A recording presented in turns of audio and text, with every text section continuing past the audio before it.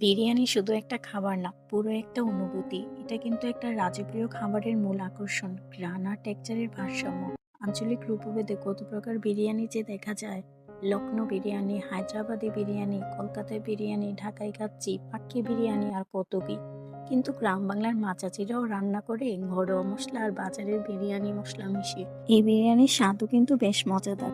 আসসালামু আলাইকুম এভরিওয়ান, সবাই কেমন আছেন? আশা করি আপনারা সবাই ভালো আছেন। কিছুদিন আগে আমার আম্মু বিরিয়ানি রান্না করেছিল, তাই এত ইতিহাস মনে পড়ে গেল। এই বিরিয়ানিটা মূলত রান্না করা হয়েছে কিছু মেহমানের উদ্দেশ্যে আর বাসার আশেপাশে মানুষদের দেওয়ার জন্য। সেগুলো ধুয়ে ছোট করে নেওয়ার পরে মশলা ভালো করে মিশিয়ে নেওয়া হলো, মিশিয়ে ভালো করে হাত দিয়ে মাখিয়ে নেওয়া হলো। তারপর মাটি চুলায় বসিয়ে দিলাম। তারপর আরেকটা পাতিলও বসিয়ে দিলাম, সাথে দিয়ে দিলাম পেঁয়াজ আর তেল। দেওয়ার পরে পোলাও চাল দিয়ে ভালো করে নাড়াচাড়া করে তারপর গাজর দিয়ে দিল। গাজর আর কাঁচামরিচ দেওয়ার পর আম্মু ভালো করে হাত দিয়ে নাড়াচাড়া করতে থাকলো যতক্ষণ পর্যন্ত লাল না হবে।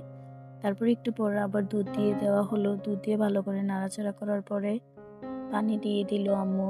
পানি দিয়ে দেখলো সবকিছু ঠিক আছে কিনা। তারপর মাংসগুলো আবার একটু নেড়েচেড়ে নিচ্ছে। মাংসগুলোর কালার খুব সুন্দর এসেছে।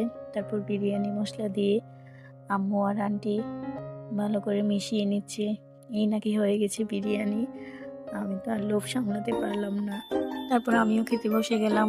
আজকে এই পর্যন্তই। আবার দেখা হবে। আল্লাহ হাফিজ।